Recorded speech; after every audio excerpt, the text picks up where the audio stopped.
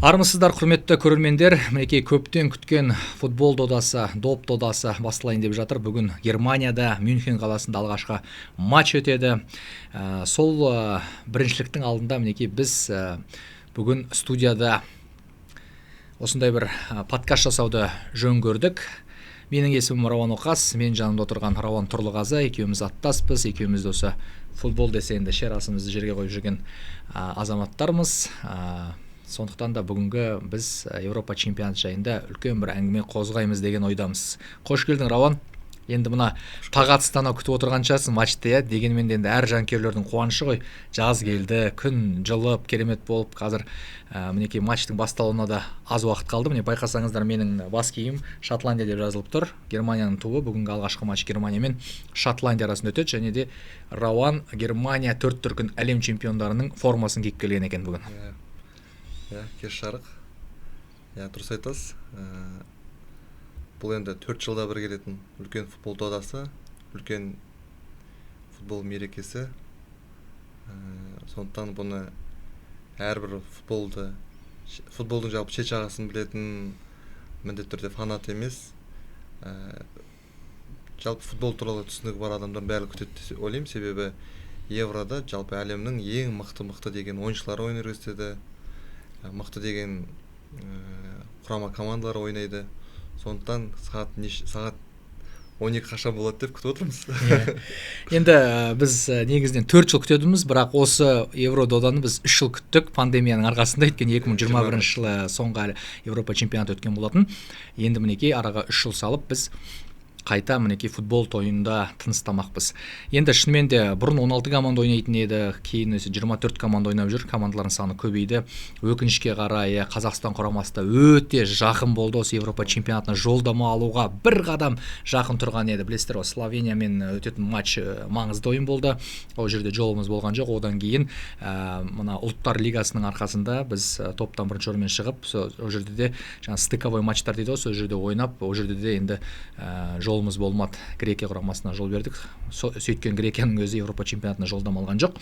Ал сол топта Грузия үздік болды 4-тіктің ішінде. Міне Грузия өзінің алғашқы Еуропа чемпионатына қатысайын деп жатыр. Осындай жаңалықтар бар. Енді мықтылар бар. Өзің айтпақшы, шынымен де 24 команданың әлеуеті жайында айтып өтсек. Әрине, фаворитті қазір бүкіл әлемде осы Англия құрамасы деп жатыр. Өйткені құрамы да мықты, мына 1 миллиардтан астам ойыншыларының жаңағы құны ең көп деп айтылып жатыр. Тіпті Англияның екінші құрамы бар. Осы Еуропа чемпионатына келмеген ойыншыларды жинақтағанның өзінде олардың өзі чемпион болып кетуі мүмкін деген мамандардың топшылап жатқан жайы бар. Осы жөнінде не айтасың, Рауан? Жалпы енді Евроға командалар кездейсоқ өтпейді. Жаңа өзіміз айтып отырған Грузияның өзінде өзінің жергілікті чемпионатта ойнайтын 2 ойыншы бар екен. Қалғандары жаңағы Кварацхелия бастаған ойыншылар, сол ойыншылардың көбісі шетелдің чемпионаттарында ойнайды, белді чемпионаттарында. Оның ішінде жаңағы Италия чемпионаты бар, Франция чемпионаты бар дегендей.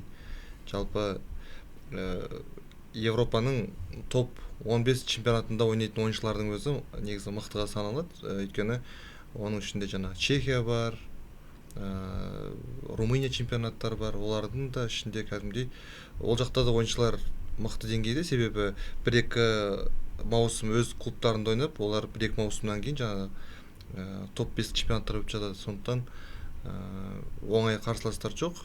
Кездейсоқ ешкім өткен жоқ деп ойлаймын. Грузияның өзі әдемі ойын өрнегімен Марадашвили деген ойыншылар бар, мысалы мықты ойыншылармен жақсы ойын көрсетіп сол арқылы шықты деп ойлаймын. Біздің де құрама аз ғана қалды, шығуға Словения алдымыз орап кетті ғой енді. Бірақ сол Словенияның өзінің ойыншылары өте мықты. Қазақстан егер жолдама алғанда біз мына подкаст студияда қазір отырмайтын едік, міндетті түрде сол жерге барып бүгінгі күннен бастап жүрер едік деп ойлаймын. Әрине өкінішті, енді бұндай сәт қашан туатыны әрине белгісіз. Енді Грузия жайында айтып кеттік. Біз Грузия бұл 24 команданың ішінде қазір ең аутсайдер ретінде саналады, яғни бұл жерде букмекерлік кеңселердің коэффициенттерін алатын болсақ, ең көп яғни жеңімпаз болады дегенге жаңағы Грузияға беріп тұр, ал фаворит Англия дедік мысалға. Жаңа Англия туралы айтайық, Англияның соңғы Европа чемпионатында күміс жүлде алғанын білеміз. Олар енді талай жылдан бері жолы болмай жүрген команда, қашан Европа чемпионы болады енді деп жүрген жанкүйерлер күтіп жүрген жағдай бар мінекей. Енді сол Англиядан шынымен де не күтуге болады? Жалпы жаңа енді Англияға өтпес бұрын жаңа Грузия туралы әңгімеміз түйіндеп кететін болсақ, жаңа букмекерлер мен жаңа сарапшылар ең төмен жаңа деңгейде жаңа енді өту мүмкіндігі төмен дегенмен олардың өз ойлары басқа. Біз бұл жаққа жаңағыдай орысша айтқанда мальчики для битья дейді ғой, ондай болу үшін келген жоқпыз. Біз өзіміздің мақсатымыз бар, сол мақсатқа жетуге тырысамыз деген екен. Олар бас бапкерлері Вини Саньор кезінде мықты ойыншы болды Франция құрамасында. Ол да сол сөзді айтып отыр. Демек бұл деген сөз өте қуантады, себебі таласқа тартысқа толы болады деп ойлаймын. Дұрыс, Грузияның өзі сезінеді, бұл олар үшін берілген үлкен мүмкіндік. Қайтадан тумай ма ондай жағдай, өйткені Европа чемпионатына іріктеу білесіздер қандай жағдайда болатын. Европа чемпионатына жалпы жолдама алу өте қиын, әлем чемпионатына жолдама алу оңайырақ деп айтуға болатын шығар. Әлбетте солай айтуға болады. Ол бар, екінші жағынан оларға ешқандай бір қысым жоқ. Олардың ешқандай үлкен бір жеңістер күтпейді, сондықтан олар рахаттанып ойнап, өздері көсіліп ойнап, күтпеген мысалға мықты азулы қарсыласпен тең ойнаса да әбден мүмкін. Бұл кезде енді Латвия біздің есімізге түседі. 2004 жылы жолдама алып, бір ойында тең нәтижемен аяқтаған, Германиямен тең ойнаған.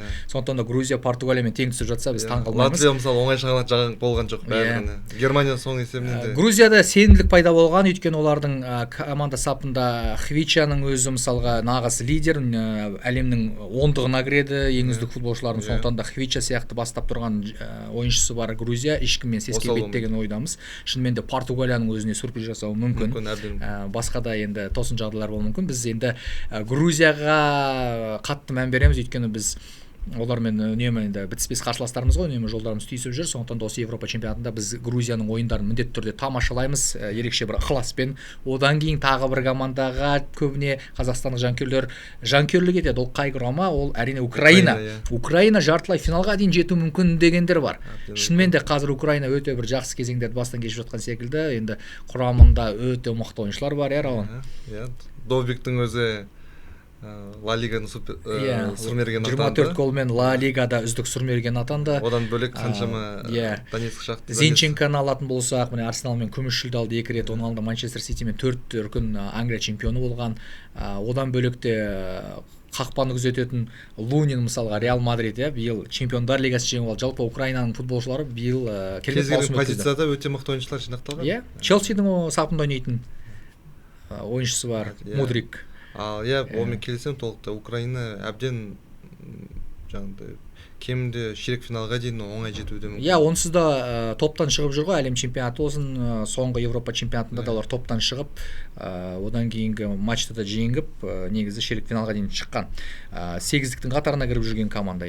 Өйткені енді Украина бір жағынан енді ол жақта қазір мына жағдайларға байланысты олар ерекше бір мотивациямен ойнайды. Мысалы боксшыларын алатын болсақ, Усик болсын, басқа да боксшылар қазір әлемдік аренада жеңіске жетіп жатыр ғой, бірақ ерекше ықыласпен шығып, жалпы әлемнің қолдауын Украина еліне көмек берейік деген ойменен шығып жеңіп, мысалы гонорарларын мына қазір соғыс болып жатқан жағдайда жерлерге мысалға жіберіп өзінің елін қолдап жатыр да. Сондықтан да бұл жерде Украина футболшылары да сондай бір мотивациямен шығатын секілді. Олар өздерінің жанкүйерлерінен бөлек, мен ойлаймын, жергілікті жанкүйерлердің де ыстық ықыласына бөленеді секілді. Біздің елімізден қазақстандық жанкүйерлер Қазақстан құрамасы өтпесе де Европа чемпионатына өте көп барды. Бүгінгі мына ашылу матчында да қазақстандықтар болады, міндетті түрде. Әр матчта болады негізі, байқап отырсаңыздар, біздің жанкүйерлер көк туды ұстап отыруы да бек мүмкін, егер кіргізсе. Негізі Европа чемпионаттарында, әлем чемпионаттарында туларды кіргізбей жататын сәттер болады. Енді оны қазір білмеймін қалай болып жатқанын. Енді біз бүгінгі мына алғашқы матчқа кішкене сараптап жіберсек, айттық қой, Германия мен Шотландия кездеседі. Европа чемпионатын қабылдап жатқан Германия енді дәстүр бойынша қай ел чемпионатты өткізеді, сол елдің матчымен басталады. Германия Шотландиямен ойнап жатыр. Енді Шотландия деген құрама сіздерге жақсы таныс, Қазақстан құрамасымен ойнаған, тіпті Қазақстан Астана аренада 3-0 есебімен Шотландияны тізе бүктірген есімізде. Бірақ енді ол Шотландия мен қазіргі Шотландияны салыстыруға болмайды. Шотландияда енді бұл Ұлыбританияның құрамына кіретін ел ғой, тек қана осы футболда ғана бөлек тәуелсіз ретінде ойнайды, ал қалған спорттарда олар Ұлыбританияның атынан сынға түседі. Енді Шотландиядан не күтуге болады? Шотландияның ойыншыларының көбі ағылшын премьер лигасында ойнайды, өздерінің лигасында ойнайды дегендей. Германия қандай тосынсый әзірлеп отыр екен Шотландия? Жалпы енді бүгінгі матчтан енді барлығы әрине Германияны фаворит деп отыр. Енді Шотландияда ешқандай мүмкіндік жоқ деп есептейді. Бірақ дегенмен ірі есеп тіркелуі мүмкін. Ірі есеп тіркелуі мүмкін. Өйткені неміс машинасы ғой, қалай айтсақ та Бразилияны 7-0 есебімен тізе бүктіріп жүр сырт алаңда. Неміс машинасы іске қосылатын болса, енді оны тоқтату қиын деп жатады ғой. Оған дәлел қаншама матчтар біздегі. Жалпы неміс құрамасы қателеспесем соңғы 6 ірі турнирде кемінде 4-ке ілініп жүр. Осы қарқын жоғалтпайтын болса, Германия бірақ әлем чемпионаттарында өте жақсы ойнайды. Европа чемпионаттары келген кезде кішкене сүреңсіз ойындармен көзге түсіп қалады. Сол 2004 жылды еске алсақ, сол Латвиямен тең ойнағаннан кейін тіпті Германия топтан да шықпады ғой, бір ерте аяқтады. Ондай жағдайларда болып қалуы мүмкін, бірақ енді өз елінде өтетін чемпионатта соңына дейін баруға тырысады, бірақ өте кедергілер көп. Францияны алатын болсақ, Англия, Испания басқаларын енді қазір айта берсек көп. 2006 жылғы Германия енді қайтадан өз биігіне шығатын кез келген секілді. Кішкене оларда да бір буын алмасу сәттері болды, түрлі жағдайлар болды. Кейінгі кезде Германия кәдімгі фавориттердің қатарынан көрініп жүрген жоқ. Енді алаң жалпы жарыс қожайыны болғандықтан ол іріктеу турниріне қатысқан жоқ. Сондықтан олар енді тек қана жолдастық кездесулермен ғана шектелді. Украинамен тең түсіп жүр дегендей мысалы. Клубта жүрді. Соңғы 23 жылы сол жолдастық кездесулердің 6-ында жеңіпті. Енді әрине бұған алаңдаушылық танытуда көптеген өздерінің жанкүйерлері де, сарапшылар да, бірақ бір жағынан ойыншыларды тексеріп көріп, жаңа буын алмасу дейді ғой, сондай сәттерден өтіп жатқаны бар. Енді оған дәлел Флориан Виртс, осы жылдың жарық жұлдыздары, Джамал Мусиала, жақсы ойыншылар. Байердің енді ойыншылары бар ғой кәдімгі. Енді Виртс өзі Байерді чемпион болған 4-5 ойыншы болатын болса, мықты көзге солардың бірі әрине Виртс. Жалпы сондай-ақ Кросс биылғы енді маусымды аяқтап соңғы Европа чемпионаты клубтық деңгейде ол өзінің карьерасын аяқтады. Мадридтік Реалмен чемпиондар лигасында топ жарды, енді Европа чемпионатында жеңсем деген бір ықыласпен бара жатыр. Тони Кросс біріншіден бабында өте керемет ойын өрнегін көрсетуде. Реалмен өзіңіз айтқандай жеңіп алуға болатын ірі турнирлардың бәрін жеңіп шықты, өте жақсы ойын көрсетті. Соңғы чемпиондар лигасының финалында мысалға жаңағы карьерасын аяқтайтын ойыншыға мүлдем ұқсаған жоқ. Мысалға сол немістің Бавариясымен ойнаған матчта да қандай пас шығарып берді Винисиусқа, сол қайта-қайта көрсетіп, хайлайт былай айтқанда сол бүкіл хайлайттың бәрін сол алды да өзі. Енді Германияның сапында Тони Кросстан бөлек қаншама ойыншылар бар. Тони Кросс әрине бұл мен ойлаймын осы менің ойымша Тони Кросстың жолы болып кететін секілді, бір әдемі нүктесін қойса, клубтық деңгейде Европаны бағындырды, енді ұлттық құрамасымен Европаны бағындырса, бұл тарихи сәт болатын секілді. Меніңше нейтралды жанкүйерлердің барлығы, әлемдегі нейтралды жанкүйерлердің барлығы солын қалайды секілді. Қалайды, жақсы қоштасу, әдемі карьераны аяқтау деген сияқты. Бір сезонда, яғни бір маусымда чемпиондар лигасын ұтып, өз чемпионатын ұтып, және осыны дүбірлі доданы ұту. Қоштасар кезінде. Енді ондай ұтқандар бар негізі. Италия сапында болды ондай деген секілді.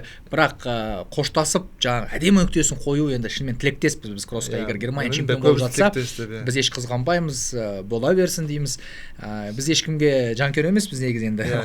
Біз нейтралмыз, бірақ негізі қызық болатын еді. Германия өз елінде өтетін Европа чемпионатында топ жаралама деген үлкен сұрақ туындайды. Енді бүгін әрине Шотландиямен болатын матч, алғашқы матч негізі оңайлықпен өтпейді. Кез келген көп жағдайда тең аяқталып жатады ғой, алғашқы матчтар бірде-бір болып сондай бір. Бірақ менің ойымша бүгін Германияның мүмкіндігі көп болатын секілді, себебі шабуылда да өте мықты ойнайтын ойыншылар ойнауда, орталық алаңда да Тони Кроостан көп үміт күтілуде. Негізі пас беруші Тони Кросс деп күтіледі. Қасында менің ойымша Андрих шығады. Андрих енді ол өзі жаңа подкат дейміз ғой, подкат жасағанды ұнататын ойыншы. Франциямен болған ойында да тіпті Мбаппенің мазасын алып, Мбаппе жаңағыдай өзін ызаланып, ашуланып сол жерде сарыға қалған болатын. Өте мықты ойнайды. Менің ойымша Германияның мүмкіндігі көбірек болады ұтуға. Шотландияда оңай жалған емес негізінде. Шотландияны кіші Англия деп жатады негізінде. Әрине. Мбаппе деп қалдық.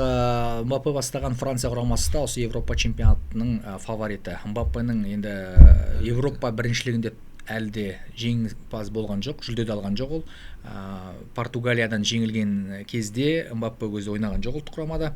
Енді мінекей осы Европа біріншілігінде Мбаппе, яғни чемпион атанғысы келеді. Әлем чемпионы деген атағы бар оның. Европа чемпионы атағын алса, енді бұл да бір қызық тарихи сәт болайын деп тұр. Иә, Мбаппе енді деңгейі қазір әлемдік деңгейде ғой, топ деңгейде. Бір өзі бір ойын тағдыры шешіп тастайтын деңгейде бойынша. Аргентинамен болған ойында да финалда әлем чемпионатында мысалға соған аз-ақ қалды негізінде. Одан бері қаншама жыл өтті, оның шеберлігі тіпті нығая түсті. Осы жылдың өзінде де енді жалпы Франция чемпионатының өзінде қателеспесем 5-ші рет қатарынан ол үздік сұрмерген атануда. Яғни өзінің деңгейін өте жоғары ұстауда. Енді ары қаратай енді мынау Реал Мадридқа өзі армандаған командасына ауысып жатыр дүбірлі доданың алдында. Мен ойлаймын, ода бір жоғары қазір мотивация болып тұр деп. Өйткені қасындағы ойыншыларды өте мықты деңгейде, Чуамени болсын, Камавинга болсын, басқасы барлығы өте мықты деңгейде. Пас беретін ойыншылар да бар, өзі де пас бере алады, өзі де сәтін салса әрбір моментті голға айналдыра алатын ойыншы ғой. Иә, футболда өлім тобы деген бар. Осы жылда ондай өлім тобы бар екен. Ол Италия, Испания, Хорватия бір топқа түсті. Бұл енді айтпаса да түсінікті қараңыздар. Италия бұл соңғы Европа чемпионатының жеңімпазы. Испания осы 2000 жылдардан бері 2 рет Европа чемпионатында топ жарды. Хорватия болса 2 рет қатарынан әлем чемпионатында жүлде алған команда. Осы топта, осы үшеуінің ішінде қайсы екеуі келесі кезеңге өтеді деп ойлайсың? Менше мына үштіктің ішінде Хорватия өтіп кететін секілді. Негізі енді Испания мен Италияның біреуі жолда қала ма деген ой бар. Хорватия негізінде ең жасы үлкен командалардың бірі осы чемпионатта. Бірақ дегенмен оларды мүмкіндігі одан азаймайды да, себебі оған дәлел Модрич мысалға. Жасы келген сайын тіпті мықты ойнап жатқан сияқты көрінеді да. Менің ойымша Хорватия өту керек. Бірінші орынмен немесе екінші орынмен. Хорватия мықты командаларға қарсы жақсы ойнайды. Иә, мықты командаларға қарсы жақсы ойнайды. Сосын бұл саспайтын команда. Қандай қарсылас болмасын, өзінің ойын өрнегін жоғалтпайтын команда. Өте мықты, тегеурінді ойын көрсетеді кімнен болсын. Модричте де Европа чемпионатының жүлдесі жоқ. Барлық не бар, соның барлығын жеңген ойыншы, жеңбесе де жүлдесін алған. Әлем чемпионаты айттық қой, 2 медаль алды дегендей, басқа клубтық деңгейде бүкіл бар турнирлерді өтті. Европа чемпионатында үштікке кіруді әрине ол мақсат етіп отыр. Италия мен Испанияда өте мықты ойыншылар. Бірақ енді командалар. Мықты командалар, ойыншыларының өзі аталған чемпионаттардың мықты командаларында ойнайды, чемпион командаларында басқасында. Енді бірақ Испанияға мен ойымша бір қиын болатын сияқты ойнаған. Себебі жаңағы көп жағдайда бір-екі ойыншыға тәуелді сияқты меніңше. Жаңағы жасы Гавилер бар, сондай ойыншылар. Родрино қала жүреді, соған да байланысты болады сияқты меніңше. Осы Европа чемпионатының ең жас ойыншысы Ямал, 16 жаста екен. Егер де Испания финалға шығатын болса, бұл дегеніңіз 14-ші шілде күні өтеді финал. 13-ші шілде күні Ямал 17 жасқа толады екен, яғни өзінің 17 жасын сол финалмен қарсы алуы мүмкін, әбден мүмкін Испания егер финал өтіп жатса.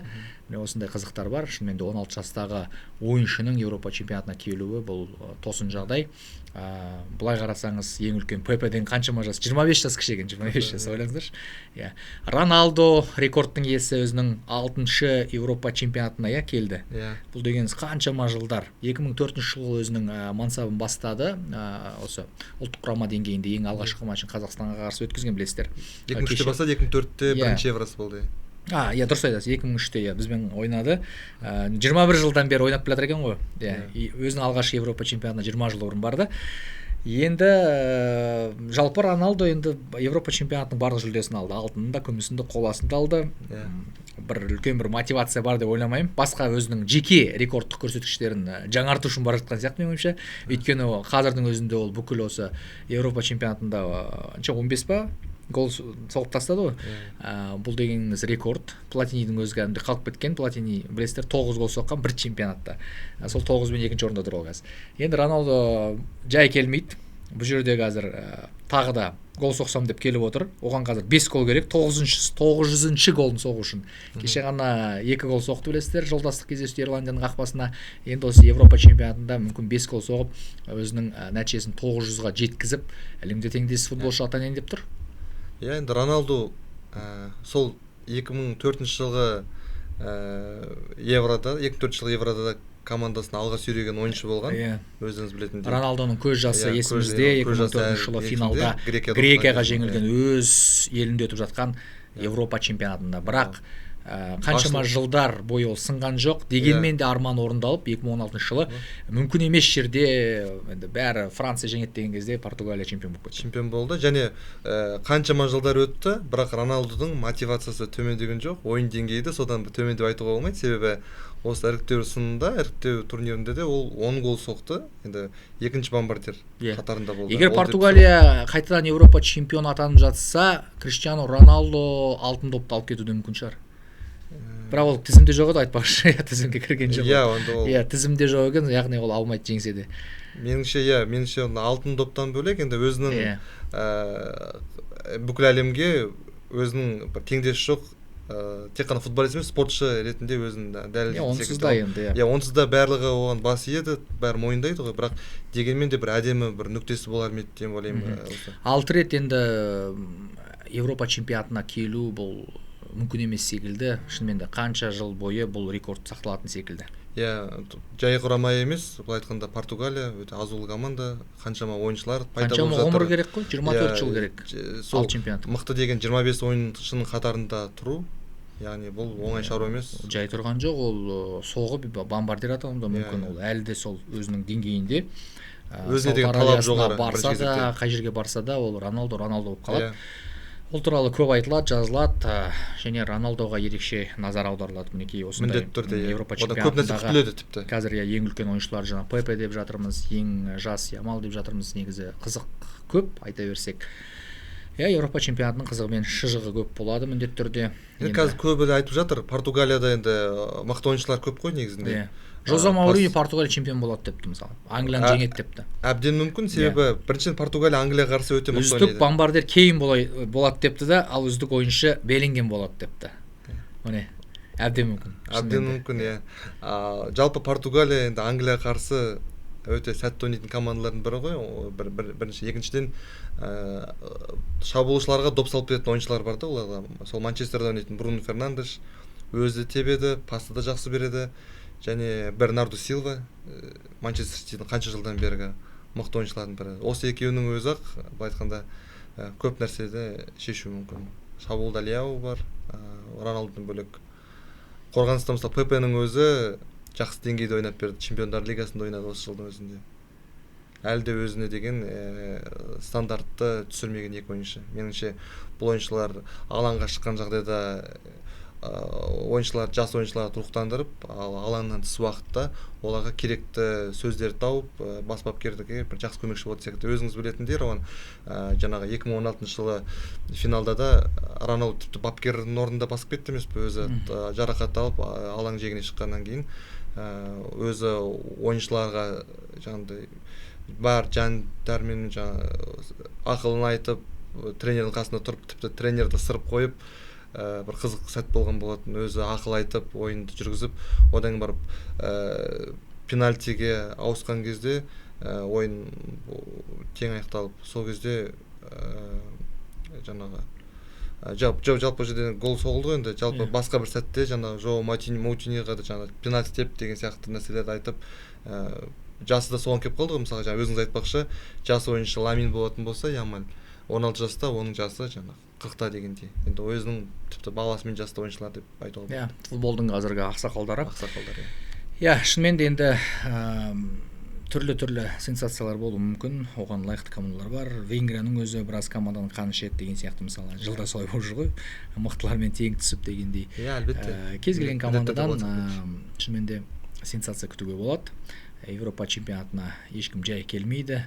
Кәдімгідей арпалыс тартыс барлығының куәсі боламыз деген ойдамыз. Жалпы осы Европа чемпионатын Қазақстан ұлттық арнасы мен Қазспорт арнасы көрсетеді. Бүкіл матчтарын 15 комментатор тағайындалған. Әріптестерімізге сәттілік тілейміз. Осы бір ай бойы біздің жанкүйерлерді керемет эмоциялармен, барлығымен бір қуантып отырады деген сенімдеміз. Енді араға күндер салып Копа Америка турнирі де басталады. Енді бұл бөлек әңгіме. Ал біз осы Асылтас ТВ арнасынан Европа чемпионатына арнайы күнделіктер шығарамыз. Сондықтан да құрметті көрермендер, бізбен бірге болыңыздар. Біз бүгін аз кем ғана әңгімелесуді жөндеп таптық, өйткені айтар нәрсе көп. Оны келесі эфирлерге қалдырамыз, өйткені біз қазір барып мына сіздерге бірден шығару үшін қазір монтаж жасауымыз керек осы видеоның. Ойын басталғанша дейін Асылтас ТВ арнасына шығады бұйырса. Ал біз бүгін алғашқы матчты кинотеатрдан барып көрейін деп жатырмыз. Киноға келсеңіздер болады. Алматыда болсаңыздар, Форум деген кәдімгі сауда үйі бар ғой. Сол жерде кинотеатрда бүгінгі алғашқы матч көрсетіледі. Ендеше сол жерде жолықсақ болады.